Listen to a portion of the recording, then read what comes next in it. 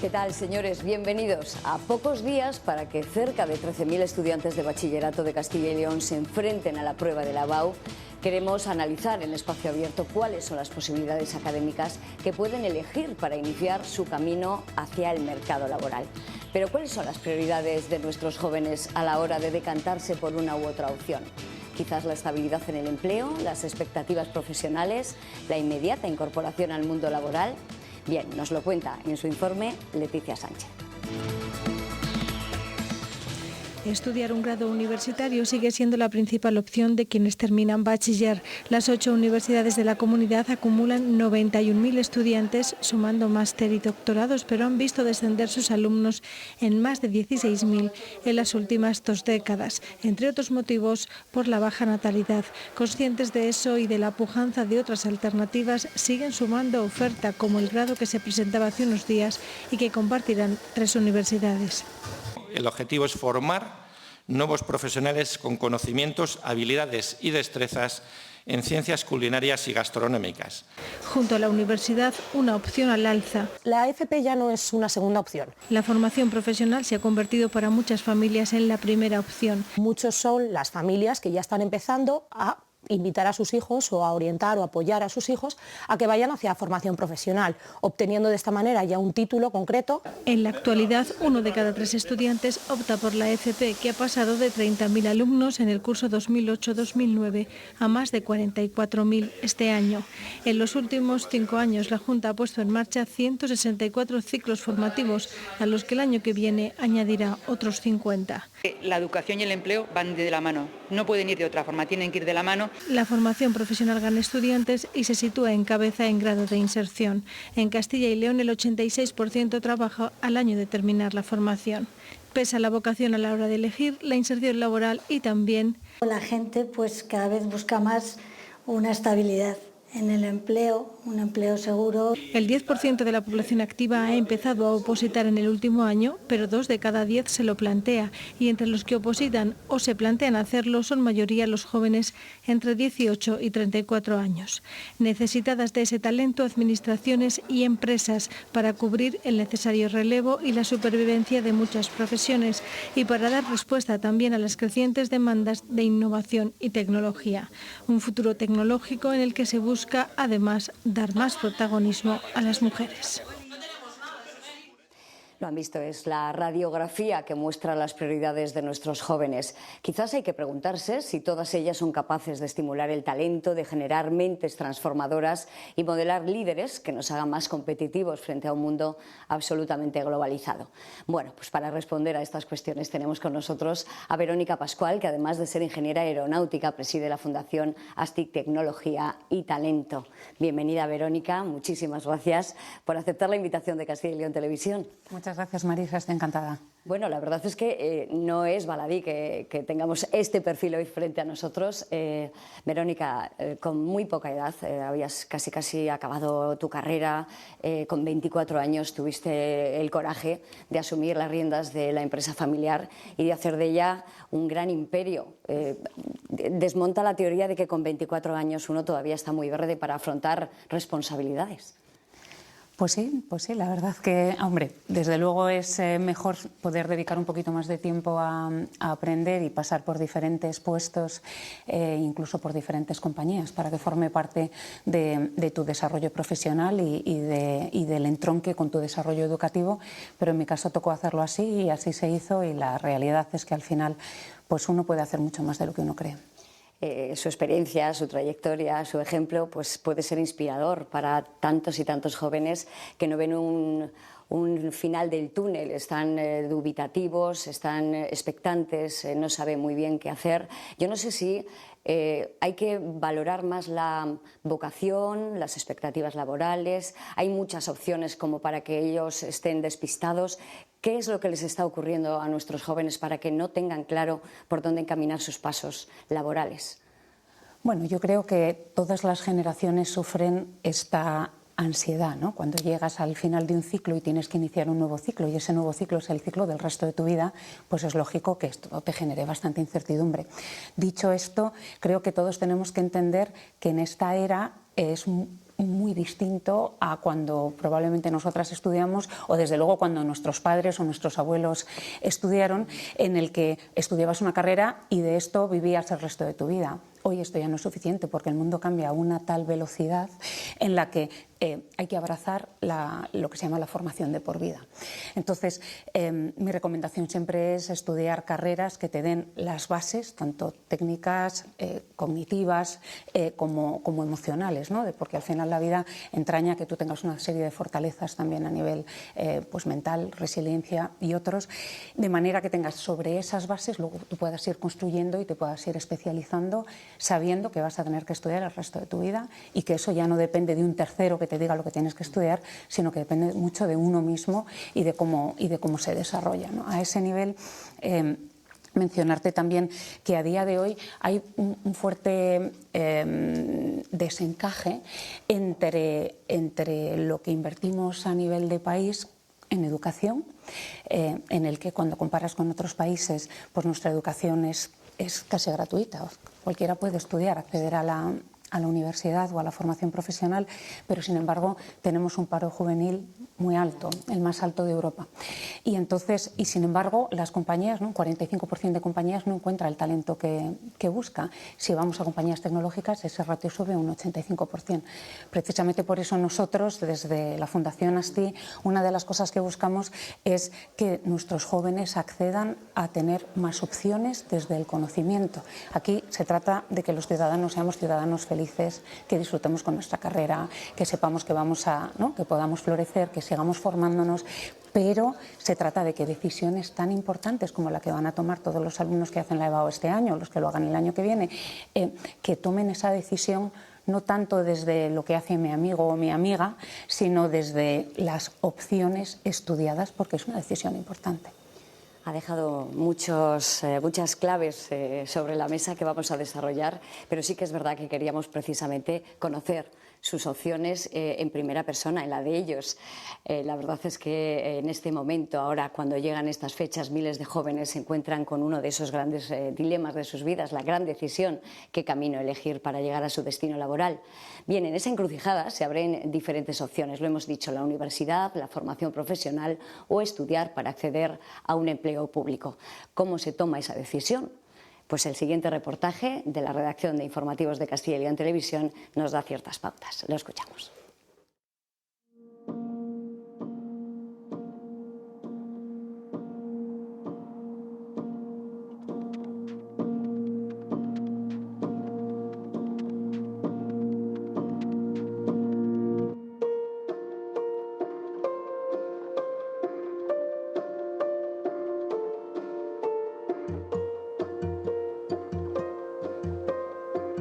La formación profesional está de moda, son los estudios que más crecen. En el último lustro en Castilla y León el número de alumnos ha ido creciendo un 3% en cada curso. Queremos conocer por qué. Daniel, estás a punto de titular, terminando las prácticas. Cuéntanos qué estudios elegiste y por qué. Bueno, pues yo en mi caso elegí el grado superior de automoción. Siempre he sido un fanático del automóvil, del motor, de la mecánica. Y bueno, pues pasado un tiempo decidí embarcarme en esta aventura. ¿Cómo llegaste a la formación profesional? No sé si antes hubo otro tipo de estudios y ¿qué tipo de orientación tuviste? Bueno, pues yo en mi caso estudié bachillerato científico y bueno, posteriormente pues empecé una carrera universitaria que no llegué a terminar y decidí ponerme a trabajar una temporada y luego retomar mis estudios, en este caso con una formación profesional que yo creo que era lo que verdaderamente en el fondo yo quería estudiar y bueno, pues me metí en esta formación profesional de grado superior de automoción. Orientación, pues no mucha, pero siempre tienes alguna experiencia de algún compañero, algún amigo, o luego te acercas a educación, a algún compañero de instituto que siempre te puede orientar un poquito. Pero en aquel momento en bachillerato parecía que se hablaba más de universidad, ¿no? de ese camino que el de la formación profesional. Totalmente, la universidad era, digamos, el camino número uno y luego podías obtener bueno, pues un camino en formación profesional, pero ya un poco como de rebote. ¿Y qué has descubierto? ¿Qué te aporta o qué ha aportado la formación profesional en tu formación y qué ves en qué te puede ayudar en tu futuro laboral? Bueno, para mí la formación profesional ha sido todo un descubrimiento, desde luego. Me ha aportado muchísimas cosas. Me ha aportado, por ejemplo, el saber que soy capaz de estudiar, cuando hace unos años podía pensar que no era capaz de sacar una carrera. Y me ha aportado muchísimo también a nivel laboral. De hecho, bueno, pues como tú has dicho, estoy terminando mis prácticas, en este caso en una empresa de aquí, de Castilla y León, de Cidaut. Y además me voy a quedar allí una temporada porque me han ofrecido continuar con ellos, así que muy contento por ese lado. Un camino ya emprendido hacia la formación profesional. Si volvieras atrás, cuando estabas en esos meses antes de terminar segundo de bachillerato, ¿hubieras cambiado la decisión si alguien más te hubiera hablado de lo que supone la formación profesional? Desde luego, yo creo que desde luego que hubiera cambiado, y echando la vista atrás todavía más. Si yo supiera todo lo que he vivido y lo que me ha aportado la formación profesional estos 2 años, desde luego que daría el paso de lanzarme de cabeza a la formación profesional.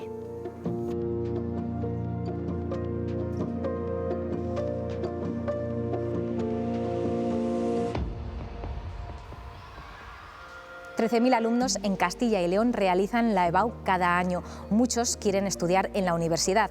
La inserción laboral de los titulados universitarios está por encima del 50%. Un ejemplo, la Universidad de Valladolid. La mitad de sus egresados encuentra trabajo en Castilla y León al finalizar sus estudios.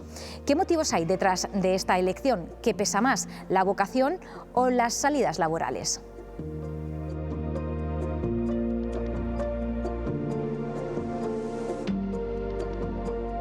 Mi elección fue estudiar la carrera de enfermería porque a mí me gustaba mucho una carrera que tuviera trato con la gente y como ayudar a los demás. Entonces ya desde finales de bachillerato lo tuve bastante claro. Estuve un poco indecisa al principio, pero al final me decanté por la carrera de Historia y yo creo que ha sido una muy buena opción, la verdad.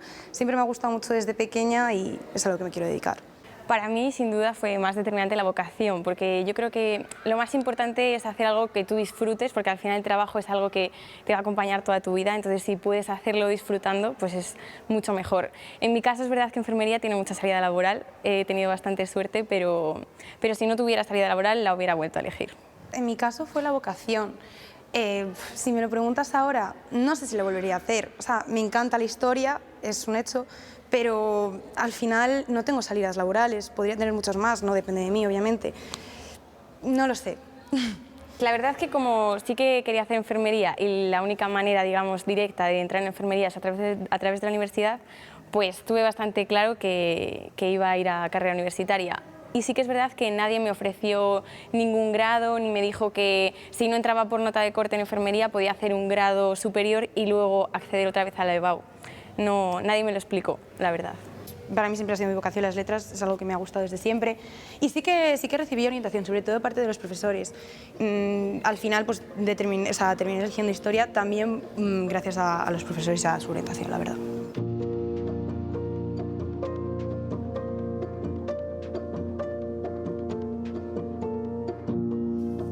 En los últimos meses hay un récord de convocatorias para ser empleado público. Casi 7 millones de españoles quieren ser funcionario, están opositando y el perfil de estudiantes que más crece es el de aquellos que tienen entre 18 y 25 años. Laura, tienes 26 años y te estás preparando para unas oposiciones. ¿A qué te presentas y por qué? Pues bueno, yo actualmente estoy preparando las oposiciones para administrativo de la Junta. No descarto en un futuro preparar unas un poquito superiores, las del cuerpo de gestión, también para la Junta de Castilla y León. Y el motivo de preparar las oposiciones es pues bueno, un poquito por la estabilidad que da y también pues, porque te permite promocionar. No es un trabajo en el que te quedes estancado, siempre vas a poder crecer, vas a tener posibilidades de movilidad. Y también pues, bueno, por el salario, que creo que sí que actualmente es más competitivo que en la empresa privada. ¿Qué fue lo que te llevó a tomar esta decisión? ¿Qué estudiaste antes? Y no sé si en el camino alguien te orientó. Pues bueno, yo estudié el grado en Químicas, tengo la carrera de Químicas que la hice aquí en la Universidad de Valladolid, en la UBA. Y bueno, en un primer momento, cuando me inicié en ese camino, no tenía pensado para nada ser opositora. Me quería dedicar pues, a la investigación o a la empresa privada en esa rama, pero cuando entré en el mundo laboral me di cuenta de que las condiciones en la empresa privada no eran iguales que en la pública. Considero que son bastante mejores en la empresa pública, entonces decidí pues empezar en esto. Llevo desde el mes de octubre en esta academia, en Bioxford, y bueno, la verdad que en cuanto a orientación fueron ellas las que me indicaron un poquito los distintos tipos de posición que tenía. Yo me decanté finalmente por las de administrativo de la Junta, porque es una oposición que suele salir de manera recurrente. Si no es administrativo, pues es el cuerpo auxiliar, al que ya me he presentado en el pasado mes de abril. Y bueno, pues creo que encaja un poquito con lo que yo buscaba en ese momento, que era pues eso, unas oposiciones con una cierta frecuencia. Buscaba una academia pues, que me pudiese preparar de manera adecuada. Yo considero que aquí hay grandes profesionales y bueno, pues el trato he recibido increíble, así que me lancé. ¿Ves tu futuro en el empleo público? Sí que lo veo en el empleo público, no sé exactamente en qué cuerpo, pero sí, en el empleo público seguro.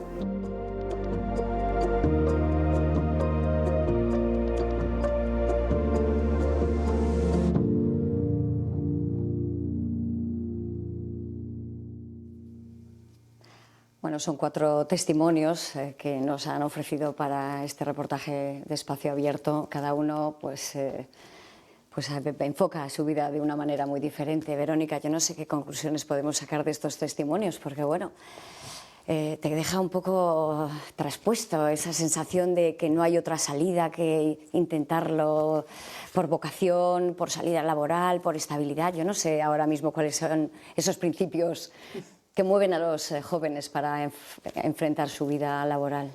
Bueno, yo creo que como comentaba antes, lo primero es eso, hay que quitar presión y entender que este es un camino muy largo, que vas a tener que estarte formando toda la vida, que por supuesto es una decisión relevante porque es el primer paso de ese camino, pero que si incluso descubres dando ese paso que te has equivocado y que la carrera que estás estudiando no es lo que te apetece hacer, no eres bueno en ello o crees que no vas a florecer haciendo esto el resto de tu vida, pues es de sabios parar, reflexionar y reconducir, porque creo que no pasa nada. No pasa nada, no pasa nada porque el camino es muy largo y un año en tu vida no es relevante. Lo que es relevante es que hagas algo en lo que te sientas fuerte, en lo que entiendas que te tienes que especializar y que a lo largo de la vida te vas a tener que ir especializando. Empiezas de una manera más generalista y tienes que explorar diferentes opciones y vas a seguirte formando a lo largo de toda la vida. Creo que hay personas, como hemos oído en algunos de los testimonios, que tienen una vocación muy clara. Yo misma también la tenía, ¿no? Yo supe desde muy pequeña que quería ser ingeniero, pero no pasa nada si tampoco tienes esa vocación clara. Cuando no la tienes clara, creo que es cuando más tienes que escuchar, no solamente cuáles son las diferentes opciones, sino también dónde están las mayores salidas laborales, y no solamente del mundo del hoy, porque el mundo cambia muy rápido. O sea, también hay que estudiar o leer o vincularte a proyectos como los de nuestra fundación u otros que te ayuden a entender cómo está evolucionando el mundo, qué están requiriendo las empresas y cuál es el tipo de competencias en las que si tú te desarrollas vas a tener más probabilidad de tener empleo. Y es lógico que también tengan que explorar otros mercados. Quiero decir que salir de tu zona de confort, de tu territorio, no es nada como para penalizarlo, ¿no? Porque es verdad que bueno, ha tenido muchas experiencias internacionales. El ver lo que hacen otros países, el ver cómo se forman otros estudiantes, también te da una dimensión diferente de la realidad que puedes vivir tú, ¿no? Desde luego, yo creo que en la medida en la que sea posible poder tener una experiencia internacional, y hay muchas maneras de tener experiencias internacionales.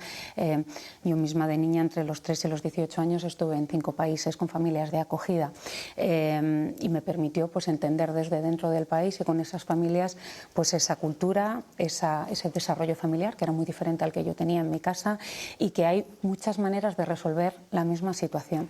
Y ganar esa apertura luego te acompaña toda la vida, sobre todo cuando más temprano lo incorpores. Ahora bien, lo que tenemos que buscar es también que no se entienda que la opción internacional es la única opción, que ya no te queda otra. Y ahí también, pues oye, hay muchas noticias. Recientemente salía también en prensa la noticia de este chico que ha estudiado, que había ganado las Olimpiadas con medalla de plata, las Olimpiadas del mundo en matemáticas, y que porque en filosofía no le salió bien la EBAU, no pudo estudiar matemáticas en España, y llegó Yale y le puso $90.000 de beca anual para que estudiara allí, porque joven con nosotros, que nosotros te queremos a bordo, ¿no? Entonces, creo que esa es la diferencia. La cuestión es cuando tú haces las cosas por opción, para nutrir tu camino de otros puntos de vista. Creo que es una opción que se ha de buscar y de hacer en la medida que se pueda, que conlleva ser muy valiente.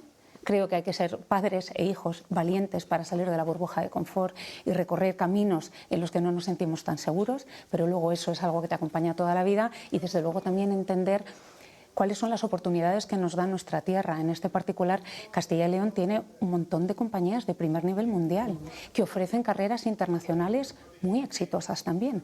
Entonces, creo que a veces hay que hacer también esos deberes, tanto por parte de la empresa como por parte de las familias, de saber qué hay, ¿no? Cuáles son las empresas, qué tipo de perfiles se están contratando, buscar todas las oportunidades que te permitan tener mini experiencias en empresa lo antes posible para entender, porque eso luego te permite hacer un diseño, si se me permite llamarlo así, de tu itinerario formativo, en el que puedes estar pues un tiempo fuera, un tiempo dentro, abordar diferentes perfiles. Me ha encantado la experiencia del chico que ha dicho, oye, he empezado ingeniería, no me fue bien, estoy haciendo un módulo y me siento muy fuerte, porque a veces también, oye, los estudiantes necesitan un tiempo para madurar, y creo que eso es muy bueno reconocerlo, y es que la formación profesional es súper exitosa y necesitamos muchos más estudiantes en formación profesional. Entonces, esa combinación de mundos es francamente interesante, y tampoco tener miedo a errar, que en nuestra cultura parece que el que hierra te penaliza, y por el contrario, la vida es caerte y levantarte. Hablaba de esa posibilidad de conocer el mundo, y siempre cuando uno conoce el mundo corre el riesgo de querer quedarse en ese otro mundo, y de ahí el peligro de la fuga de talentos, que esa frase se ha acuñado en los últimos tiempos. No sé si hay alguna manera de que precisamente, a pesar de lo que puedan ver fuera, de lo que puedan experimentar, su conocimiento se vuelque a nuestro territorio, porque aquí se han formado también en parte, ¿no? Ese es un poco un asunto que no tenemos bien regulado. Yo creo que es verdad que ese riesgo es fácil. Pasó con el ámbito sanitario hace unos años. Sí. Las enfermeras, los médicos se iban a Estados Unidos, a Reino Unido, a Alemania. No sé cómo podemos fijar a ese talento en Castilla y León, al margen de que tengan sus experiencias internacionales, por supuesto. Como decimos, ¿no? Las experiencias internacionales son sanísimas en tanto en cuanto lo tomes como opción de tu itinerario y luego tú quieras también volver a tu tierra y aportar valor ahí. Y es lógico, y creo que esto también hay que explicarlo, en el sentido de que nosotros todos como contribuyentes del sistema pagamos o financiamos un sistema educativo que es muy bueno, a un coste muy reducido para los españoles, para los castellano-leoneses, y es lógico que después de esa inversión queramos que ese talento se quede en la tierra y ayude a que nuestra región, a que nuestro país evolucione positivamente y que evolucione su transformación. Entonces ahí, claro, la cuestión está de nuevo en no verte obligado a irte, o no tener la tentación de pensar que no te queda más remedio que irte porque en casa no tienes ninguna opción. Y creo que, la verdad, hay muchas más opciones de las que uno ve, pero creo que también hay que explorar caminos a veces que te ayuden a hacer ese puente, ¿no?, entre las opciones que dan las empresas. Repito el dato, ¿no? El 45% de las compañías tienen puestos sin cubrir, el 85% de las compañías tecnológicas tienen puestos sin cubrir. Entonces, creo que eso tiene que influir mucho también en la elección del tipo de carrera de base, ¿no? Eso no se nos puede olvidar. Se ha hablado en muchas ocasiones en ese reportaje de estabilidad.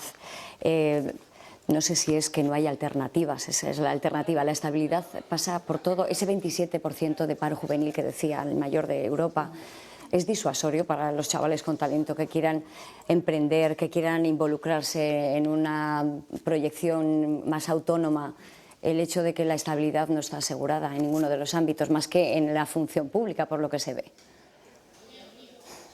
El mundo está cambiando a una velocidad que pretender que la quimera sea la estabilidad, creo que es una premisa que tiene opciones de ser revisada, porque sinceramente creo que lo menos estable es la estabilidad y que lo que tenemos que buscar es tener la mejor formación. Tenemos que buscar que nuestros jóvenes tengan la mejor formación. Y cuando digo formación no solamente me refiero a competencias técnicas, me refiero a las cognitivas. Hay que saber resolver problemas, hay que saber explorar, hay que saber ser resiliente, pero luego también las emocionales.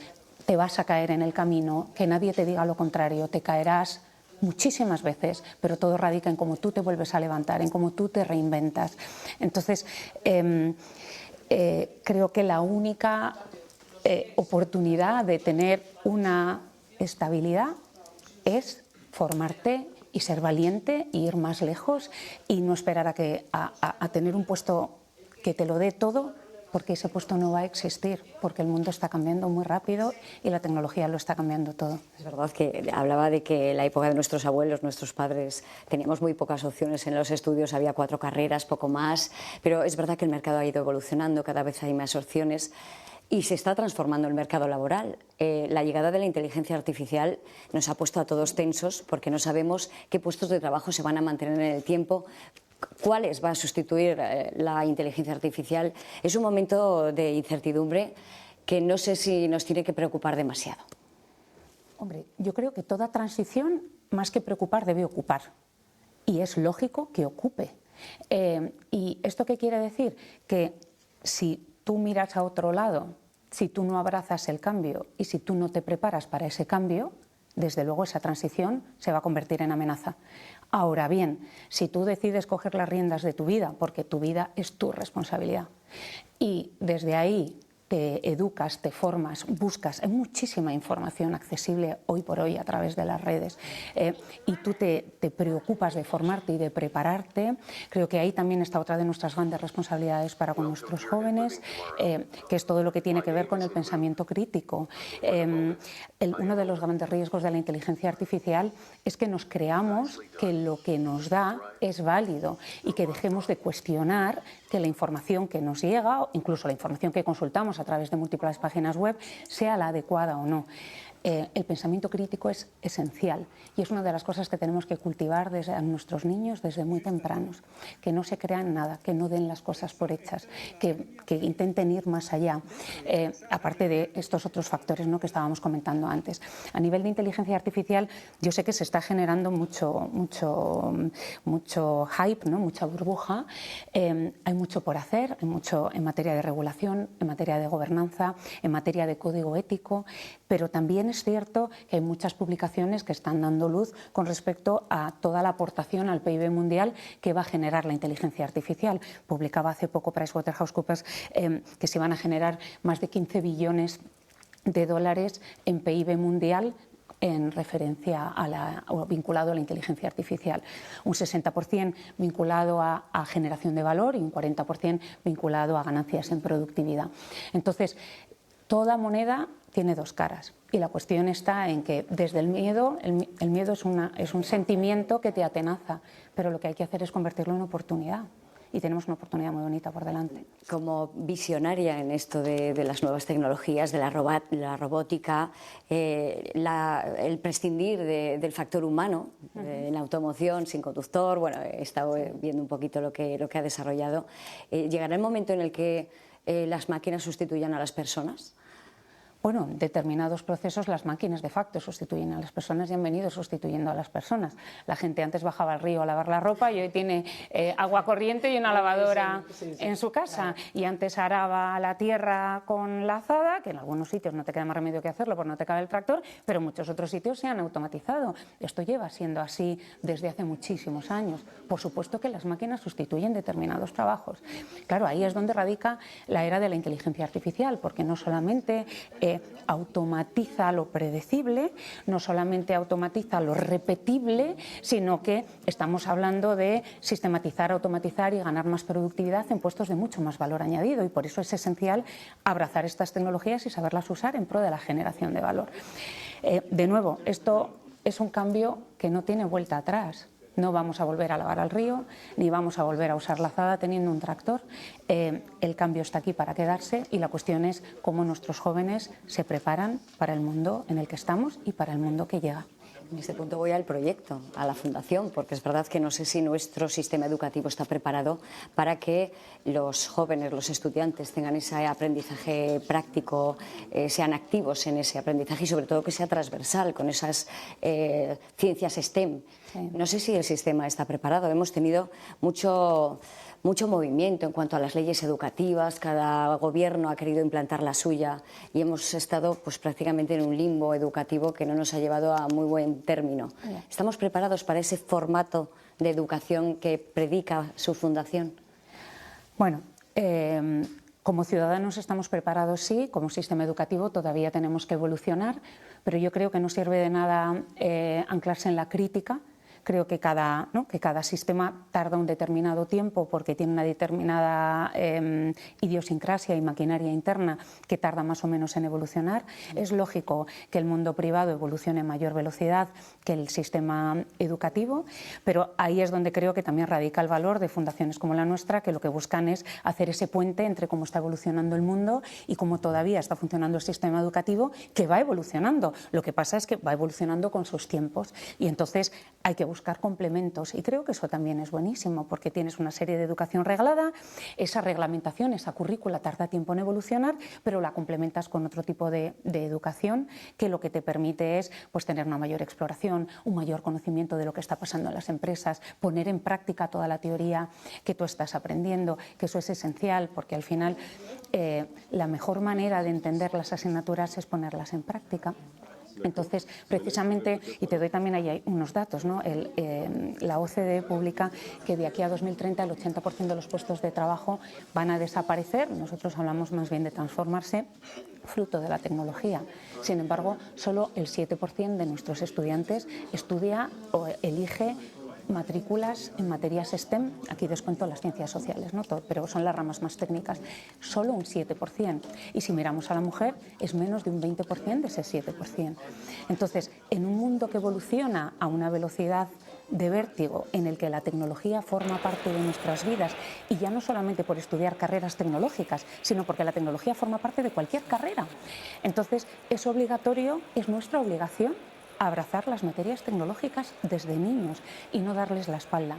Y para abrazarlas, todo lo que tiene que ver con el camino de la exploración ayuda muchísimo a desmitificarlas. Cosas que en la teoría parecen dificilísimas, luego en la práctica no lo son tanto. Y conforme te vas apasionando con la práctica, vas descubriendo también razón a la teoría, y eso es muy interesante. Precisamente, bueno, le he oído alguna entrevista criticar mucho los resultados del informe PISA. Afortunadamente, Castilla y León nos hemos librado, somos una referencia en cuanto a esa educación y precisamente también desde la Consejería de Educación se han puesto en marcha muchas de estas políticas STEM hacia las mujeres, hacia los chavales de primaria. Eso es una revelación, porque es verdad que no estábamos acostumbrados a trabajar sobre proyectos. O sea, éramos muy teóricos, pero ahora se puede trabajar sobre proyectos y además en esas áreas tecnológicas. Desde luego, la Junta de Castilla y León está haciendo un trabajo fantástico. Además, con un espíritu colaborativo, sabiendo que hay cosas que hacen ellos directamente, hay cosas que hacen con terceros. Para nosotros es un partner estratégico fundamental, porque por supuesto muchos de los programas conllevan hacer ciertas actuaciones en las aulas y no podríamos acceder sin ellos y sin nuestro trabajo conjunto a las mismas. Pero luego hay otra serie de actuaciones que pasan fuera de las aulas, pero que forman parte de un proyecto de región. Entonces, a mí me parece que es una labor fundamental, tanto de Castilla y León como del resto de regiones de España, esa reflexión profunda de cuán relevante es la educación para que nuestra región sea lo que queremos que sea a 10 o 20 años vista y que tenemos que estar haciendo hoy con nuestros jóvenes para que estén lo mejor preparados para el mundo que viene. ¿Por qué históricamente la tecnología no era para mujeres? Es verdad que en Castilla y León tenemos unos cuantos puntos por encima de la media nacional respecto a esas mujeres que se dedican a las ingenierías, a las tecnologías, pero ¿por qué ese cliché establecido de que las mujeres no podemos dedicarnos a las ciencias? Bueno, es evidente que las mujeres podemos dedicarnos a lo que nos dé la gana, ¿no? Pero es cuestión de género. No es cuestión de género porque el talento no tiene género. Y es evidente también que este mundo requiere de equipos diversos porque la diversidad está directamente correlada con la innovación y con la generación de valor. En un mundo en el que el 50% de la población somos mujeres y el 50% de la población aproximadamente son hombres, las soluciones técnicas que se desarrollan, el diseño de producto tiene que hacerse con equipos diversos, porque solo así el producto que se desarrolla, de la índole que sea, va a dar respuesta a la diversidad que tiene la sociedad. Por eso nosotros, como sociedad, las compañías, las organizaciones, han de buscar esa diversidad. ¿Por qué las niñas tradicionalmente han elegido, o las jóvenes, han elegido menos carreras de tecnología? Bueno, nosotros desde la Fundación lo trabajamos desde distintos ejes. Lanzamos precisamente en Castilla y León, en colaboración con la Junta de Castilla y León y fuera de Castilla y León, también en colaboración con otras entidades y con muchísimos partners del mundo privado, porque hay muchísima conciencia de esta necesidad, el programa STEM Talent Girl, que precisamente trabaja en que nuestras niñas conozcan desde los 13 años, conozcan role models, o sea, que conozcan mujeres que han vivido ese camino, porque solo cuando empatizas con una persona a la que has visto, todo el mundo empatiza con un doctor o con una enfermera o con las profesiones con las que tenemos más contacto en el día a día. Muchos empatizamos con las profesiones de nuestros padres porque les tenemos en casa y vivimos su vida y su profesión, pero precisamente como las elecciones tienen que ser curadas, cuidadas, estudiadas, tenemos que abrir la mente a conocer pues esas profesiones a través de la experiencia de terceros.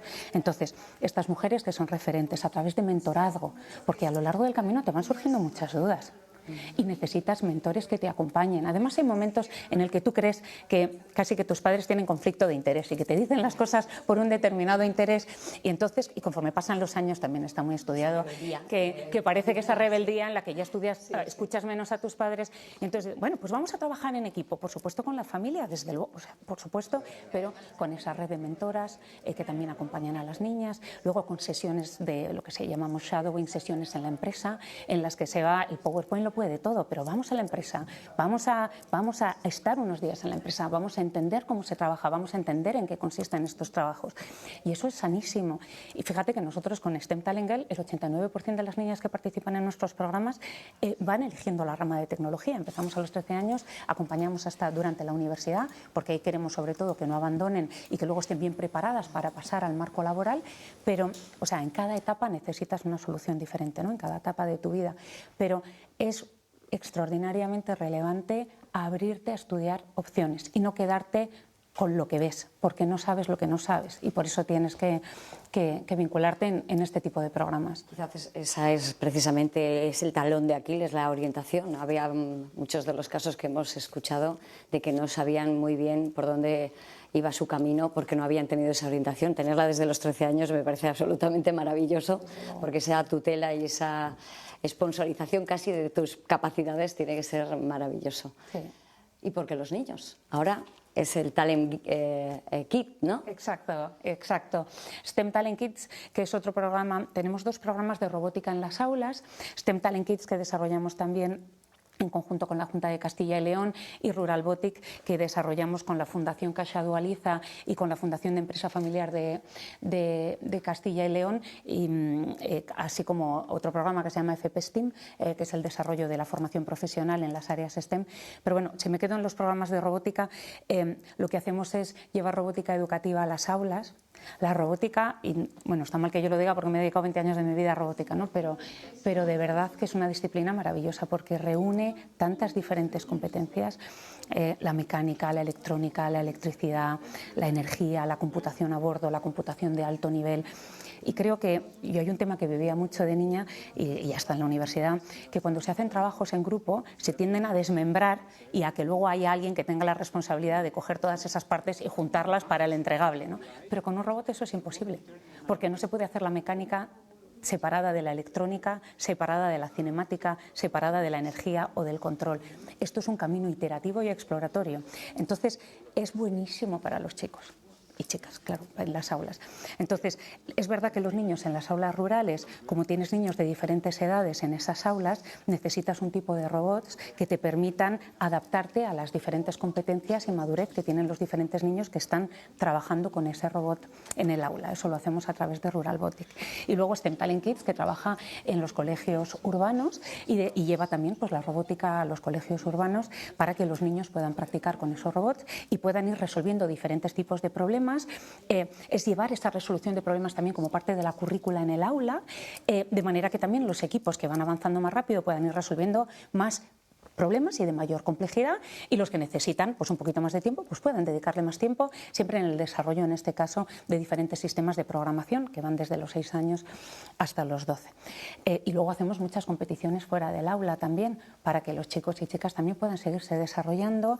Tenemos un programa más importante que se llama ASTI Robotic Challenge, que sobre todo participan niños y niñas a partir de los 15 años, y ahí desarrollan el 100% de su robot para resolver una serie de retos. Pero no solo eso, tienen que explicar sus proyectos, cómo lo han financiado, cuánto les ha costado, tienen que aprender a comunicar, qué es tan relevante, qué haces, por qué lo haces, en qué has fallado, qué vas a mejorar, cómo lo harás mejor la siguiente vez.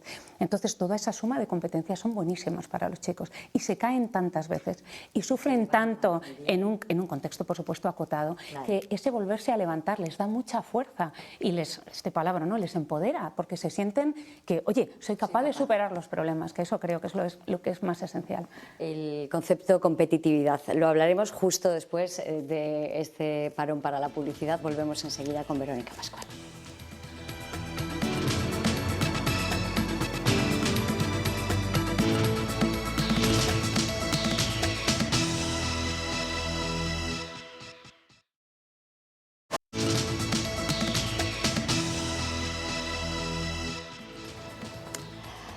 Ya estamos de nuevo en marcha en Espacio Abierto. Estamos en conversación con Verónica Pascual, que es la presidenta de la Fundación ASTI Talento y Tecnología.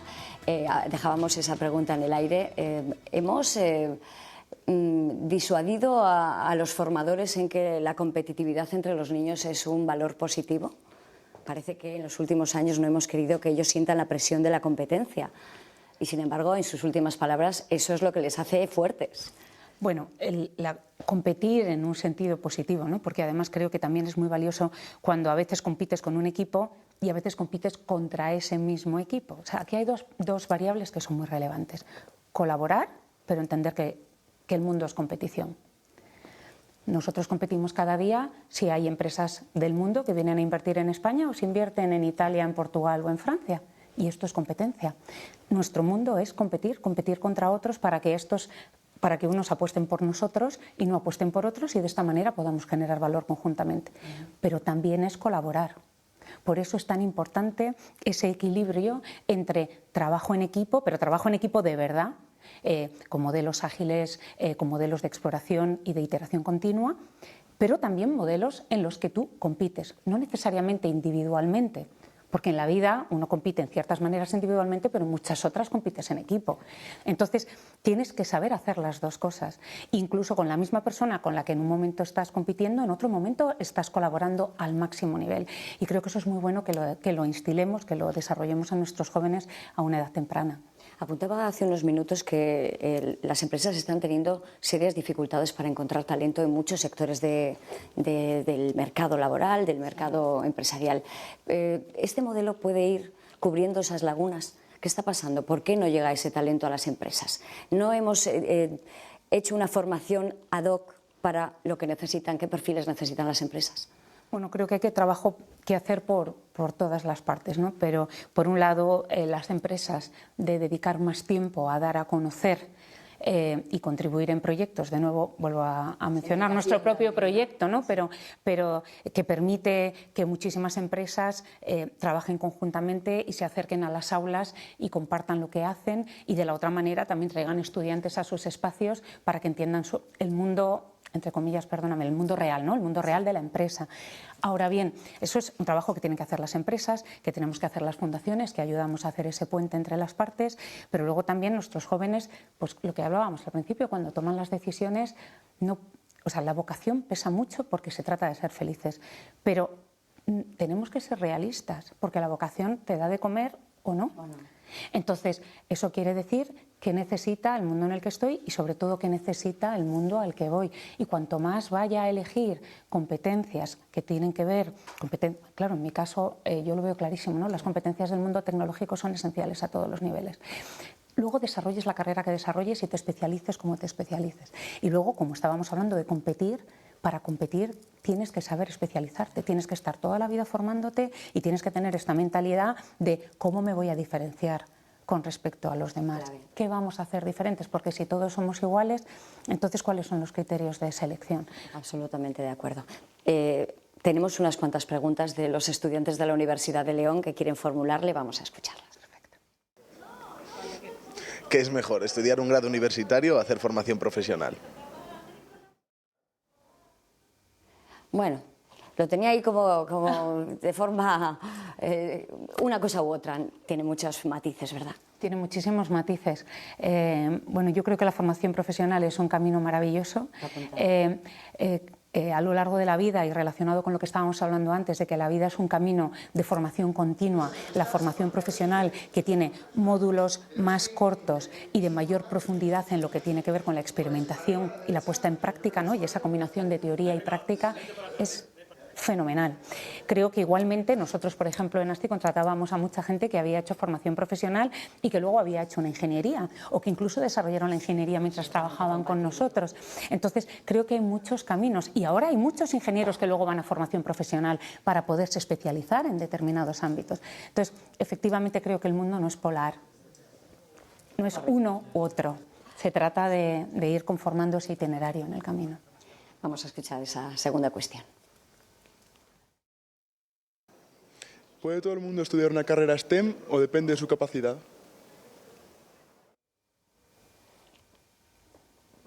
Por supuesto. Bueno, decía uno de los estudiantes del reportaje que nunca pensó que pudiera estudiar y sacar una carrera. Bueno, al final el mundo de la mente es inescrutable, nunca sabes hasta dónde puedes llegar, ¿no? Totalmente, totalmente. Y esto nosotros lo vemos mucho en nuestros retos de robótica. Cuando los chicos y chicas, los equipos vienen a hablar con el jurado y vienen a exponernos el trabajo que han hecho, que normalmente están bastante nerviosos, y les preguntamos qué han aprendido, y un parámetro común en muchísimos de ellos es yo no sabía que era capaz de hacer esto y quiero hacerlo diferente la próxima vez, ¿no? Que eso ya es, bueno, dices, ya está, fenomenal. Entonces, ¿todo el mundo puede hacer carreras STEM? Bueno, pues me parece que eso de nuevo es generalizar, pero todo el mundo tiene que trabajar con tecnología, eso está clarísimo, porque nosotros, cada uno de nosotros, tenemos sentado a nuestro lado, lo veamos o no lo veamos, nuestro gemelo tecnológico y tenemos que saber colaborar con él. Entonces, creo que ya tenemos que huir de yo valgo para esto, no valgo para esto, perdona, no hay opción. Igual que no hay opción a no saber hablar, igual que no hay, o sea, si tienes la capacidad de hacerlo, o a no saber leer, tienes que tener una identidad tecnológica que tenemos que desarrollar desde una etapa muy temprana, y otra cosa luego es cuán profundo vas a desarrollarte en esa entidad. Y para eso la exploración te permite descubrir cosas que creías que no ibas a poder hacer y que luego descubres que puedes. Exacto. Vamos con la última pregunta. ¿Todos los procesos se pueden robotizar? Uy, qué general.